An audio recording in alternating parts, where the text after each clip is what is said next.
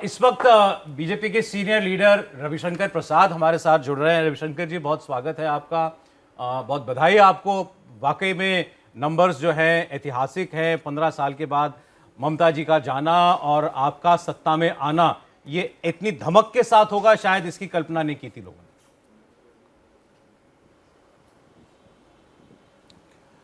ने। देखिए, पहली बात तो मैं एक बात कह दूं, मैं पार्टी का एक कार्यकर्ता हूं। आज हम सबों के लिए बहुत भावुक क्षण है। श्यामा प्रसाद मुखर्जी हमारे पहले संस्थापक नेता थे। वो देश के लिए शहीद हुए थे। और आपके दर्शकों को मैं बता दूं, जब वो बिना परमिट के कश्मीर में घुसे, ये मानपुर शायद चौकी थी जम्मू में, तो उन्होंने अपने यंग सेक्रेटरी को कहा, जाओ देश को बता दो मैं बिना परमिट के कश्मीर में घुस गया। उस यंग सेक्रेटरी का नाम था अटल बिहारी वाजपेयी। और बाद में वो वहाँ शहीद हो गए। आपको मालूम है, उनको इलाज नहीं किया गया। और देश में दो विधान दो निशान नहीं चलेंगे। आज वो श्यामा प्रसाद मुखर्जी की भूमि आज तृप्त हो रही है। हम सब जगह फैलते थे, लेकिन वहाँ पर सीमाएं थीं। आप जानते हैं, उसकी चर्चा आप कर रहे हैं। ये समीक भट्टाचार्य वहाँ के अध्यक्ष हैं। वो हमारे अच्छे मित्र हैं। उन्होंने युवा मोर्चा में काफ़ी समय काम किया है। मैं उनको 2 दिन पहले बधाई दिया कि क्या चल रहा है, तो उनका एक शब्द मुझे बहुत अपील किया, इसलिए मैं उनका नाम लेके बता रहा हूँ कि रवि जी, ये चुनाव रिजेक्शन का चुनाव है, इलेक्शन नहीं है। और इतनी बड़ी जो आप सीट देख रहे हैं ना, ये सही में उसका सही आकलन है। देखिए, बंगाल की एक चीज क्या दिखाती है, अहंकार जब होता है, एरोगेंस। ममता जी ने ये एरोगेंस, विपक्षियों की पिटाई करना, बूथ को कैप्चर करना, महिलाओं के बलात्कार को ढकने की कोशिश करना, वो तो अपनी जगह है। जिस तरह से उन्होंने जुडिशरी को धमकाया, इसको आप क्यों भूलते हैं? कभी आपने सुना कि कोई चीफ मिनिस्टर सुप्रीम कोर्ट में चला जाए जबकि उनके वकील खड़े हैं? कभी आपने सुना है कि उनके अपील पर अगर सुप्रीम कोर्ट ने जुडिशियल ऑफिसर्स को नियुक्त किया, उस पर हमला करा के उनको 7 घंटे बंधक रखा जाए? हाई कोर्ट के अंदर तृणमूल से जुड़े वकीलों ने क्या क्या किया, इसकी चर्चा उन्होंने कई बार कर चुके हैं। तो क्या पत्रकार, क्या जनता, क्या डॉक्टर, क्या वकील, क्या भद्रलोक, आज जो आप भद्रलोक की चर्चा करें, मैंने बंगाल में काफ़ी काम किया है। और आपको बताऊं, जो संदेश खाली है, यहाँ जांच करने में गया था एक टीम के लीडर के रूप में, हमें वहाँ घुसने नहीं दिया जा रहा था। और बाद में मेरे साथ जो कुछ सीआरपीएफ के लोग थे, और फिर सीआरपीएफ के बाकी लोग आए, तो थोड़ा वो लोग हटे।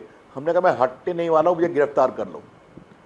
ऐसा होता है क्या? तो जब ये अहंकार होता है ना, जुडिशरी हो, न्यायपालिका हो, जनता हो, विपक्ष हो, आम आदमी हो। आप भद्रलोक की बात कर रहे हैं।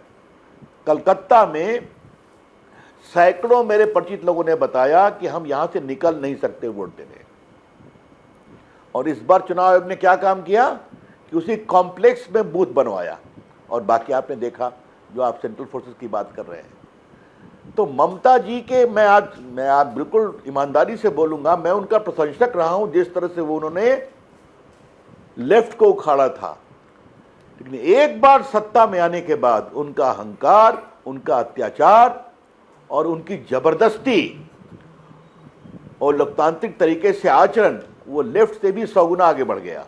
रविशंकर जी, ममता जी ने अभी थोड़ी देर पहले कहा कि अभी सिर्फ 4 राउंड की काउंटिंग हुई है, अभी बीजेपी को जश्न मनाने की जरूरत नहीं है, थोड़ा इंतजार करना चाहिए। और उन्होंने अपने कार्यकर्ताओं से कहा कि वो बूथ न छोड़ें, टिके रहें वहां पर, काउंटिंग सेंटर्स ना छोड़ें। अच्छा है, उनको अपनी बात कहने दीजिए, उस पर मुझे कोई आपत्ति नहीं है। लेकिन अगर अभी भी वो ट्रेंड को समझ नहीं रही हैं, तो कूप मंडूक में है। और मैं क्या बताऊं आपको रजत जी, आप तो बहुत अनुभवी हैं। तो इसलिए ये जब इस पूरे बंगाल के इस निर्णय को प्रामाणिकता से समझे बिना आप सही निष्कर्ष पर नहीं पहुंचेंगे। और माननीय रजत जी, मैं आपको एक बात और बता दूं, भारत को आपने बहुत देखा है। बंगाल बंकिम चंद्र की भूमि रही है, बंगाल बिपिन चंद्र पाल की भूमि रही है, बंगाल रामकृष्ण परमहंस विवेकानंद की भूमि रही है, बंगाल अरविंदो घोष की भूमि रही है। उनकी जो परंपरा थी सांस्कृतिक राष्ट्रवाद की, उसको बाकी, अगर विधान चंद रॉय को छोड़ दीजिए तो बाकी कांग्रेस हो या लेफ्ट, तो बिल्कुल ये वोट बैंक का ऐसा जुनून सर पे बढ़ के बोला कि वो पूरी विरासत खत्म हो गई है। आज वो विरासत ने अपने को एसर्ट किया है।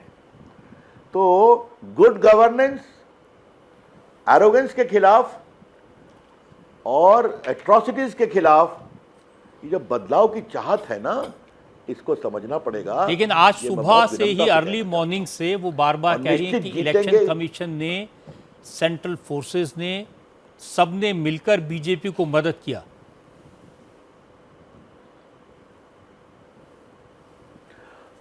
रजत जी, मैं आपसे एक बात बताऊं, मैं इसको थोड़ा सा दूसरे प्रकार से उत्तर दूंगा। ममता जी ने किसको छोड़ा? जो उनके अत्याचार में सहयोगी है उस पर वो शांत रहती है, प्रशंसा करती है।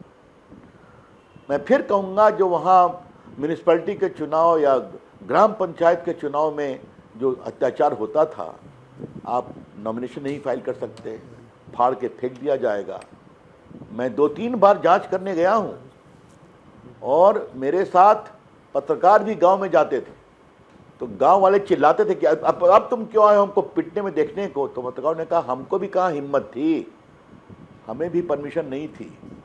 और आज मैं, रजत जी, उस परिवार को मैं याद कर रहा हूँ। मैं एक गांव में गया था और हमारा कार्यकर्ता था, उसकी बहू थी, वो पेट से थी, इतना मारा था, उसके घर को तहस नहस किया।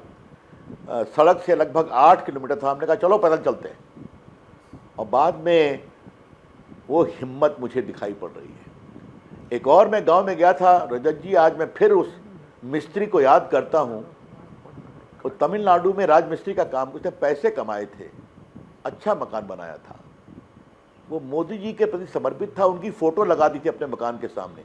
अरे इतना पिटाई किया उसकी बूढ़ी माँ की, उसका घर तोड़ दिया, बर्बाद कर दिया। मैं उसको भी देखने गया था। तो इस ये भय सब के जब वातावरण होता को है ना, कैसे आपने तो दूर कहीं किया, ना कहीं कैसे तो तोड़ा अंदर ये से- भय?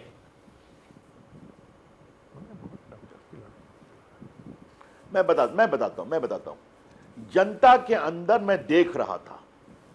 मैं संदेश खाली की अपनी बात आपसे कह रहा हूं। जब वहां पर मैं पहुंच गया, हमारे टीम के बाकी एमपीज पहुंच गए, तो एक साथ 5-10 हजार लोग जुट गए, बच्चे जुट गए। हमने कहा खड़े रहो, हम लोग बात करेंगे। और बाद में हमारी जो अभी लड़ रही है, उस समय एमपी का चुनाव लड़ी थी, वो भी आई। हमने कहा आओ बेटा, खड़ी हो जाओ हम लोग के साथ। और बाद में पुलिस वाले ममता जी के देख रहे थे, तो मैंने महसूस किया था कि उनके अंदर में खौफ बहुत है और उनके अंदर में गुस्सा भी बहुत है। इस गुस्से को अगर हम लोग ठीक से हैंडल कर पाए तो मुझे बदलाव के संकेत दे रहे थे। और जहाँ मैं नरेंद्र मोदी जी की प्रशंसा करूंगा रजत जी, उनकी लोकप्रियता, उनकी सोच, अमित शाह जी का जो अंडरस्टैंडिंग है, जो उनकी हिम्मत है, वो तो कमाल की है भाई। तो जब ये एक मैसेज चला जाता है ना, तो जनता को लगता है कि नहीं, गृह मंत्री साथ में खड़ा है, प्रधानमंत्री नाव में घूम करके झालमुड़ी खा रहे हैं और हमारे साथ हैं, तो हम डटेंगे। और वही देखिए रिजल्ट सामने आया। रविशंकर जी, वहाँ लोगों को लगता था कि तृणमूल कांग्रेस के जो कार्यकर्ता हैं वो पिटाई करेंगे, और जब वो पिटाई करेंगे, वो जब लूटेंगे, तो पुलिस उनका साथ देगी, पुलिस आपको बचाने नहीं आएगी, कहीं से प्रशासन से आपको किसी तरह की कोई मदद नहीं मिलेगी। तो ये डर तो लोगों के मन में था। ये बिल्कुल सही कहा। इसलिए चुनाव आयोग पर क्यों उबल रही है इतना वो? ममता जी पर चुनाव आयोग और टीएमसी क्यों चिल्ला रहे हैं कि चुनाव आयोग ने इस पर नियंत्रण किया है? बार बार कोर्ट में गए, कोर्ट ने भी कहा वी विल नॉट इंटरफियर, कल तक कोर्ट में गए थे। तो इसका संदेश तो जाता है ना। इस पूरे ईमानदार चुनाव की प्रक्रिया को रजत जी फ्रस्ट्रेट करने की कोई कोशिश छोड़ी गई क्या? मैं फिर आपसे पूछता हूं। आज मैं आपसे कह सकता हूं बड़ी विनम्रता से, कई जजेस भी खौफ के साए में रहने की बात करते थे, खास करके उस घटना के बाद कि क्या क्या होगा। तो आज मुझे बहुत गर्व है कि सुप्रीम कोर्ट ने सख्ती दिखाई, चुनाव आयोग ने सख्ती दिखाई, सबका नतीजा सामने आया है और जनता तो देख ही ली। और जनता ने और तो बाद अपना में काम अमित शाह किया। ने जो हिम्मत दिखाई, उल्टा टांग 93% देंगे। वोट बहुत बड़ी तादाद है।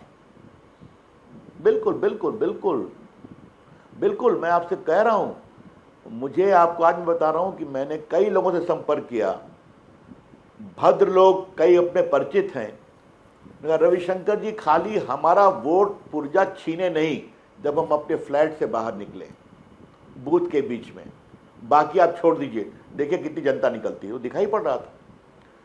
मैं फिर कह रहा हूं रजत जी, आप इतने अनुभवी है कि मैं आपको क्या बताऊं, ये जो बीजेपी का जो मार्जिन 190 प्लस का आ रहा है, जो रहेगा और आगे बढ़ेगा, तो ये मैं आपसे फिर कह रहा हूं, इसको समझना चाहिए। और एक मैं एग्जिट पोल के चैनल का नाम क्या लूं, उन्होंने 195 प्लस कहा था ना। उन्होंने 2021 के चुनाव में तो ममता जी की जीत बताई थी 200 सीट पर, तो उस समय वो ठीक थे और आज उन पर परेशानी हो रही है। तो मैं एग्जिट पोल पर नहीं जा रहा हूं, मैंने जनता का मूड स्वयं देखा है, चुनाव में देखा है।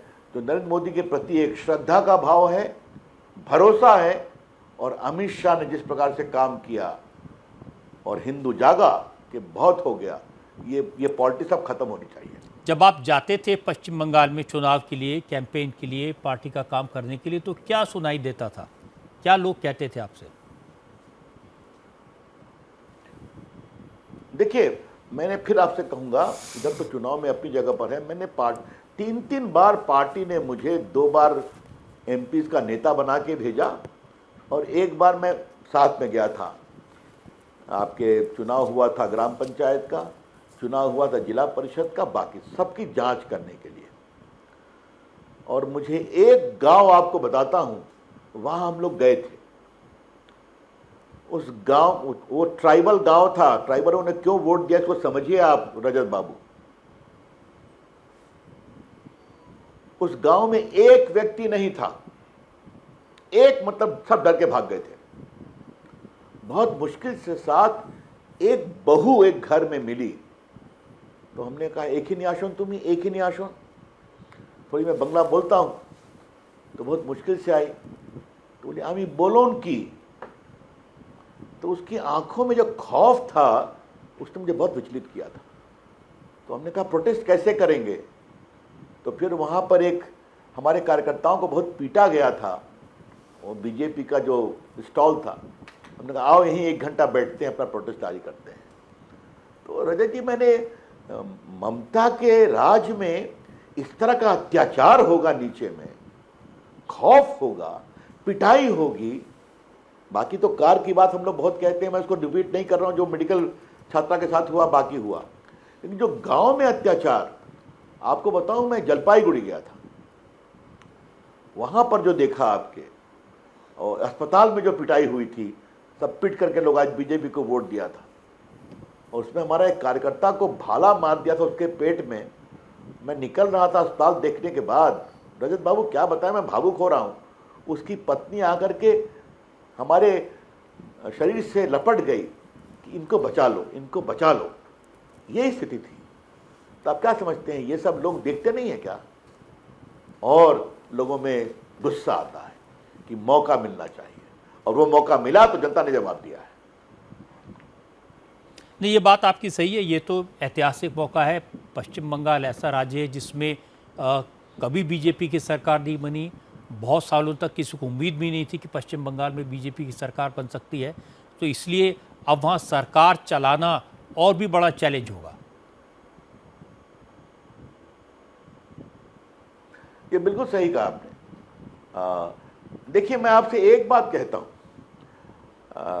मोदी जी स्वयं बंगाल के विकास की चिंता करेंगे, अमित शाह जी चिंता करेंगे, क्योंकि ये हमारे लिए एक चुनौती भी, एक अवसर भी है। आज बिहार में, रजत जी आप बहुत दिन से नहीं आए, जरा बिहार की सड़कों में घूम आइए आप, जरा पटना का मरीन ड्राइव घूम आइए आप, जरा पटना का एयरपोर्ट देख लीजिए आप, जिसको भ्रमण में कुछ मैं काफी सक्रिय रहा हूं। पटना, बिहार के हर गांव में बिजली है। ये बदलाव हो गया ना, हो गया।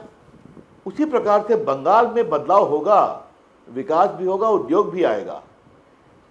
और मुझे पूरा विश्वास है कि बंगाल में जो उद्योग की रही है पूरी परंपरा, वो जागृत होगी। और रजत जी, मैं आपसे एक बात और भी कहूंगा, आपकी रिसर्च टीम को कहिए कि जो बजट एलोकेशन होता था उसमें उद्योग पर ममता जी कितना खर्चा करती थी और मदरसों और मौलवियों की तनख्वाह पर कितना बजट का खर्चा करती थी, ये भी एक बार निकलवा लीजिए, तो सारी बातें सामने आ जाएंगी। दो तीन डाउट्स हैं जिसके बारे में तृणमूल कांग्रेस के लोग अभी से कहना जिन्होंने शुरू कर दिया। एक तो उन्होंने कहा कि जो एसआईआर में वोट कटवाए, वो वोट कटवाने की वजह से बीजेपी को इतनी बड़ी जीत मिली।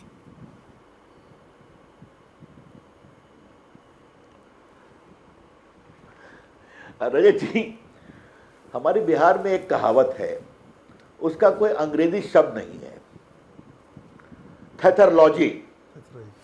आप समझ गए मैं क्या कहना चाह रहा हूं, समझ गए आप? ये एसआईआर बिहार में हुआ कि नहीं हुआ? कितने वोट कटे? राजीव गांधी घूमने गए थे कि नहीं गए थे? ये एसआईआर तमिलनाडु में हुआ कि नहीं हुआ? ये एसआईआर मध्य प्रदेश में, दिल्ली में हुआ कि नहीं हुआ? यूपी में हुआ कि नहीं हुआ? तो वहां तक केरला में हुआ कि नहीं हुआ? तो वहां तो कोई समस्या नहीं है। ये समस्या सिर्फ बंगाल में ही क्यों है और इसको समस्या बताने की कोशिश क्यों की गई? सुप्रीम बंगाल कोर्ट ने में बार बार जितना सहूलियत देनी थी दिया। बंगाल में रविशंकर जी, उनका कहना है ये कि वहाँ पर जो मुस्लिम वोटर है मेजॉरिटी में, वो ममता बनर्जी का सपोर्ट करते हैं। ये बात सब जानते हैं, बीजेपी भी जानती है। इसलिए मुस्लिम वोटर्स के वोट कटवाए गए कॉन्स्टिट्यूंसीज में कैलकुलेट करके इलेक्शन कमीशन की मदद से। ये उनका आरोप है ना। जो एब्सेंटी वोटर थे, जो वोटर रहते नहीं हैं, जो मर गए, वो कानून के अनुसार वोटर रजत जी नहीं बन सकते, आप भी जानते हैं। मैं आपको इसका काउंटर क्यों नहीं दूं कि उनके वोटों से छपवा कर ममता जी की जीत होती थी। ये लेफ्ट भी करते थे, वो ये भी करती है। तो ये बताइए कि ये जो पूरा वोटर लिस्ट की क्लीनिंग क्यों नहीं होनी चाहिए? और फिर मैं कह रहा हूं, बिहार में तो बहुत बड़ा इशू बनाया राहुल गांधी ने और हमारे तेजस्वी बाबू ने, क्या हुआ? बाकी जगह तमिलनाडु में इसका कोई तर्क नहीं है। मैं फिर कहना चाहूंगा, ममता जी से मैं एक ही बात कहूंगा, जमीन की नेता हैं, आज बुरी तरह से हार रही हैं और हारेंगी। एक बार ऑनेस्ट रिफ्लेक्शन करना चाहिए, यही मैं कहना चाहता हूं। ममता दीदी, कृपया करके आप एक बार करिए कि जिस तरह से आपने गुंडई, लूट, भ्रष्टाचार का राज तांडव छेड़ रखा था, उससे हार हुई है आपकी।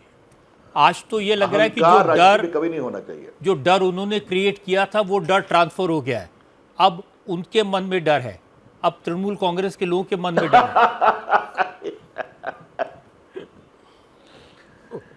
देखिए रजत बाबू, जिन्होंने अत्याचार किया है उनको तो जवाब देना पड़ेगा। नाउ इट इज ए पे बैक टाइम, व्हाई नॉट? जिन्होंने खौफ किया है, पीटा है, सब कुछ। मैं फिर कह रहा हूं, मैं प्रत्यक्षदर्शी हूं ना, मैंने आपको कई घटनाएं बताई ना। क्यों नहीं जवाब होना चाहिए? संदेश खाली में जो अत्याचार हुआ था, मैं नाम भूल रहा हूं, जो मुस्लिम माफिया था, अगर supreme court of court intervene नहीं करता तो कार्रवाई होती क्या उसका राज चलता था? तो ऐसे लोगों की जवाबदारी बनेगी और बननी चाहिए भी, बिल्कुल बननी चाहिए। देखिए, ऐसे जो माफिया हैं या जो लूट करने वाले लोग हैं, अत्याचार करने वाले लोग, उनको डर के रहना चाहिए। लेकिन क्या पश्चिम बंगाल में रहने वाले हर मुसलमान को डर के जीना पड़ेगा? इसका कोई आधार नहीं है। अच्छा क्या रजत बाबू, आपने एक सवाल किया, मैं आपके इस सवाल का जवाब दूंगा अपने एक ऑब्जर्वेशन से, जो मैंने आपकी अदालत में दिया था जब सीए आया था। वहां सिर्फ मुस्लिम लोगों को आपने बुलाया था, मैं उस समय केंद्रीय मंत्री था, और मैं उसको दोहराना चाहता हूं। नरेंद्र मोदी आएंगे तो मुसलमानों का साथ अत्याचार करेंगे, अन्याय करेंगे। क्या ऐसा हुआ क्या कि अगर गैस की सुविधा दी गई तो मुस्लिम गांव को नहीं दी गई? अगर हर गांव में बिजली आएगी तो मुस्लिम गांव में नहीं आएगी? अगर प्रधानमंत्री ग्रामीण सड़क बनेगी तो मुस्लिम गांवों को बाईपास करेगी या नेशनल हाईवे बाईपास करेगा? जबकि लालू जी, अखिलेश जी करते हैं। क्षमा करिए आप, मैं जानता हूं बिहार में, यहां मत करो, यहां हमको वोट नहीं मिला है, क्योंकि नरेंद्र मोदी जी की सरकार ईमानदारी से महसूस करती है कि सबका साथ सबका विकास करना है, तो ये हमारी ड्यूटी है। वोट दिया या न दिया, ये हमारा संवैधानिक दायित्व है। वही यहां भी होगा। आपने हमें वोट दिया या नहीं दिया, आप हमारे काम को देखिए, हम सबकी चिंता करेंगे। आप मुझे एक बड़ा सवाल आपसे पूछता हूं, जो पूरा जो वैक्सीन लगा था कोरोना के समय में, वो वैक्सीन को लगाने में भारत सरकार की बहुत बड़ी भूमिका थी। मैं उस वक्त टेलीकॉम मिनिस्टर था, तो हर लोगों के मोबाइल पर जाए, ये भी हम लोग first dose, second dose, booster dose, क्या उसमें क्या मुस्लिम गांवों को छोड़ा गया क्या? नहीं ना। तो ये सारी चीजें तो सामने है ना। तो वही प्रशासन का विभेद रहित जो मानक है वो बंगाल में भी चलेगा। Development without discrimination, appeasement no, terrorism no, गुंडागर्दी नो, यही तो गुड गवर्नेंस है। देखिए, पहले जब सीपीएम की सरकार थी तो उनकी गुंडागर्दी थी, फिर तृणमूल की सरकार आई तो उनकी गुंडागर्दी हो गई। अब इस बात की क्या गारंटी है कि जब बीजेपी की सरकार बनेगी तो वो उसी रास्ते पर नहीं चली जाएगी?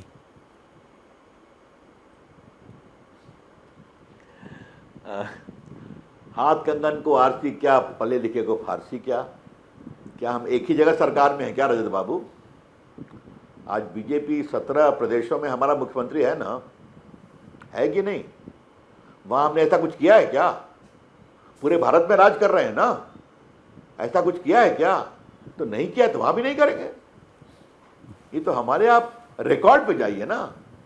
एंड आज मैं आपके माध्यम से बंगाल की जनता के, हर वर्ग की जनता को अपनी पार्टी और सरकार की तरफ से आश्वस्त करना चाहता हूं, कोई डिस्क्रिमिनेशन नहीं होगा।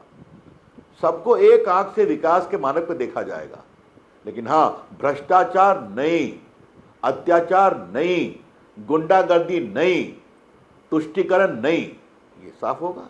जी रविशंकर जी, आपने जो बातें कही हैं ये वाकई में पश्चिम बंगाल के लोगों का भरोसा और बढ़ाएंगी। उन्होंने आपको इतना बड़ा मैंडेट दिया है और ये जिम्मेदारी का एहसास आपको है, ये जानकर अच्छा लगा। बहुत बहुत धन्यवाद आपका। बहुत बहुत धन्यवाद राजेश जी, आनंद आया आपसे बात करके, आनंद आया।